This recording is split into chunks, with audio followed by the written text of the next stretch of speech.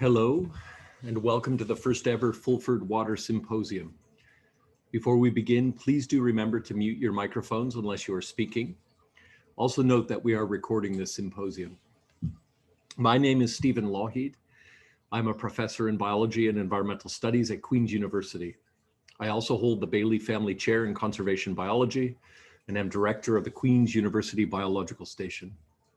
My co-host for this symposium is Dr. Dwight Robinson, head of the Department of Life Sciences and senior lecturer at the University of West Indies, Mona, in Kingston, Jamaica. At the outset, I wish to acknowledge that Queen's University is situated on traditional Anishinaabe and Haudenosaunee territory. We are very grateful to be able to live, learn, and play on these lands. This symposium, and indeed the unfolding partnership between the University of West Indies and Queen's University, was motivated by a generous donation to the Queen's University Biological Station by Dr. George Fulford. Dr. Fulford was born and raised in Jamaica, finishing high school in 1955. He did so well, he was offered an apprenticeship in an Alcan research lab, and there too did very well. He applied to the University of Birmingham, where he received his degree in chemical engineering. He was offered a scholarship to do a PhD, which he completed in 3 years. I wish I had completed my PhD in 3 years. He led quite a peripatetic existence thereafter. From Birmingham, he went to New Jersey to work with DuPont, spent some time as a professor at the University of Waterloo, returned to Jamaica to work in the aluminum industry, then to the Saguenay region of Quebec to work in the same industry, finally ending up in Kingston for engineering research. He even taught in the Department of Materials and Metallurgical Engineering at Queen's University. Dr. Fulford has a deep interest in the welfare of his natal country of Jamaica, particularly with respect to water security and green energy. And this was the impetus for this virtual symposium on water that we now attend. Water issues transcend national borders and politics. I would hope that we all agree that ready, safe, and sustained access to potable water is a basic human right. However, according to the World Health Organization, approximately 2 billion people use water contaminated with feces, either human or animal, and 785 million do not have access to even basic drinking water services. By 2025, 4 or 5 years, short time into the future, the World Health Organization estimates that about 1/2 of the global population will be living in water-stressed areas. The 2018 World Wildlife Fund Living Planet Index suggests that freshwater species have declined by 83% on average since 1970, a rate faster than either terrestrial or marine species, although they too face similar challenges.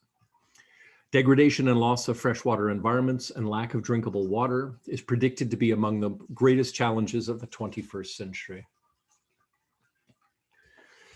In Canada, one of the wealthiest countries in the world per capita, we struggle with myriad water issues. You will undoubtedly know that many Indigenous communities still do not have access to safe drinking water. Our Jamaican guests will also know that Canada is a vast country, second largest in the world by area, encompassing over 9 million square kilometers of land. However, they may not know that 2 out of 3 people in Canada live within 100 kilometers of the southern Canada-United States border, an area that represents only about 4% of Canada's territory. And if we extend this out to 300 kilometers from the US border, then we encompass something on the order of 90% of the human population in Canada. This means that there are tremendous pressures exerted in a relatively small area, For example, in our province of Ontario, in the extreme southwest, upwards of 90 to 95% of wetlands have been drained and almost all native forests have been cut down. Despite the obvious negative consequences of habitat loss and degradation, unfettered development around large urban areas like Toronto, our largest city, is still resulting in loss of wetlands and shorelines. The Great Lakes has seen the accidental introduction of over 180 invasive species, is experiencing ever more frequent algal blooms, and fecal coliform in water bodies still comprises a major challenge. For our Canadian attendees, undoubtedly dreaming of Caribbean weather, Jamaica comprises 10,831 square kilometers of land and is the third largest Caribbean island. It has a rugged topography, tropical climate grading to temperate in the interior alpine zones, and a population of about 3 million people, with about 56% of people concentrated in urban areas. Jamaica, like Canada, faces challenges of habitat loss, invasive species, and water management. I will not speak more on this, as one of our plenary speakers will address some of these issues, as will some of our speakers tomorrow. At first blush, it would seem that Jamaica and Canada are worlds apart with respect to environmental issues. Yet I think that we do have much in common, and that we can benefit from each other's experiences and expertise, and culture and food too.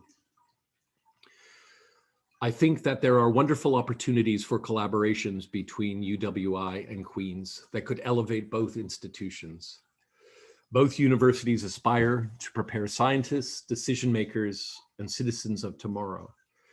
I would argue that this is only possible if our students become globally aware of other cultures, aware of other political systems, aware of challenges faced by different regions and peoples, and aware of different geographies, ecosystems, and biodiversity.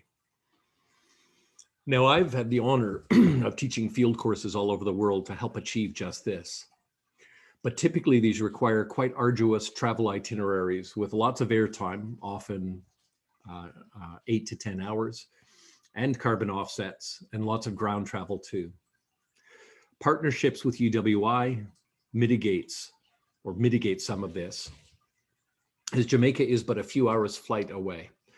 And I at least found some amusement in flying from Kingston, Ontario, where Queen's University is based, to Kingston, Jamaica, and back again, albeit with some risk of mislabeled or lost luggage. Both countries face a suite of environmental issues underlain by climate change and currently against a backdrop of a global pandemic. Solutions to environmental challenges will be more creative, more robust, and more sustainable over the long term if we embrace and incorporate multiple diverse perspectives. This symposium and this collaboration between UWI and Queen's seek to do just that. The intent of this inaugural Fulford Water Symposium is to deepen research and teaching collaborations between Queen's University and the University of West Indies, and to identify issues around water distribution and security, water quality and aquatic ecosystem health, and aquatic biodiversity conservation in both Jamaica and other Caribbean nations, and in Eastern Ontario and Western Quebec. Today, we will have 2 plenary speakers, with events ending by 11 a.m. tomorrow, or 11 a.m. today, rather. Tomorrow, our session will run from 9 a.m. to approximately 3 p.m. We will have a series of research talks from young scholars. We will then have 3 breakout sessions to brainstorm on ways that we can deepen collaborations between Queen's and UWI. We invite you, or rather hope that you will all participate in these. We will end with a roundtable where all will be revealed from the breakout sessions. Before we listen to our 2 plenary speakers, we have a recorded message from the Honorable Elizabeth Dowdeswell, the 29th Lieutenant Governor of Ontario. Her honor has an impressive resume that includes serving as an Assistant Deputy Minister for Environment Canada, leading the United Nations Environment Program in Nairobi, Kenya, and serving as Adjunct Professor at the McLaughlin-Rotman Center for Global Health at the University of Toronto. We are most grateful that Her Honor took the time to do this for our symposium.